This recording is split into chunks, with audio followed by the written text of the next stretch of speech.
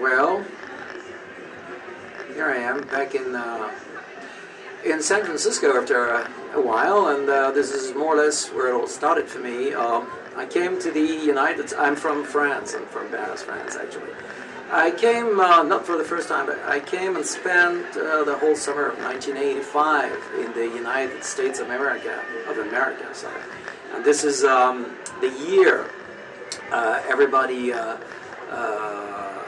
discovered that Rock Hudson was dead sick. Actually, it was dead, in very bad shape, and I discovered at the same time that he was coming back and forth between the United States and France because he got one of his last treatment in Paris at the American hospital near Paris. So, and that was quite shock because we never in France had heard about anything actually.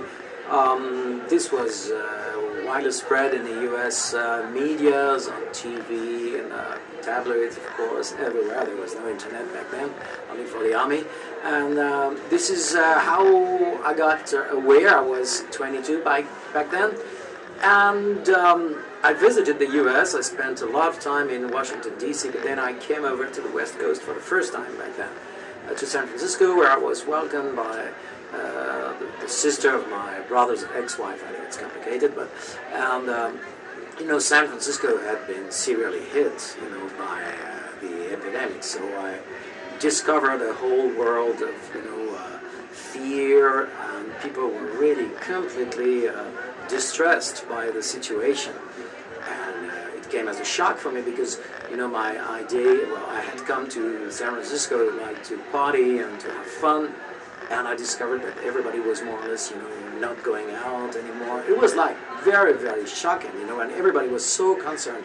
So I got, you know, these people, they gave me condoms, gel, whatever, things I had until that day never used. So I was really a bit ahead of my fellow French people when I came back to France. A few weeks later, I discovered that France had not reacted yet. Only in Paris, because the then mayor of Paris was Jacques Chirac, became later the French president, but he had a lot of gay friends, and a lot of Hollywood friends also, who told him about the situation. So Paris started to develop a sort of prevention policy before the French state did, and it lasted another 2 to 3 years before real actions took place. And this is when a lot of people got infected in France. Then I moved to Berlin, and because that was the late 80s, and my first friends, that's when my first friends of mine became HIV positive. Well, they knew they had become HIV positive, and you know, this was horrible. This was the late 80s, early 90s, when everybody got sick all of a sudden, and almost everybody died. You know, like, it was horrible. So I lost friends. This was very hard to take. I then moved to Berlin, and I saw that Berlin was way ahead of Paris, and Germany altogether way ahead of France. That's why AIDS didn't spread that much over there in Germany, thank God, but there were still sick people. So that's when I got involved in prevention and helping people with some gay organization over there. And as I moved back to Paris in the mid-90s, I kept on doing this, especially delivering prevention speeches in schools, because it was amazing back then. The French youth was totally uninformed. Well, I went on doing this until the beginning of this century. Then I thought it was time for me to to let other people do that. You know, it's not always, I don't think it's up to the same people to do it over and over again. So I hope that was cool.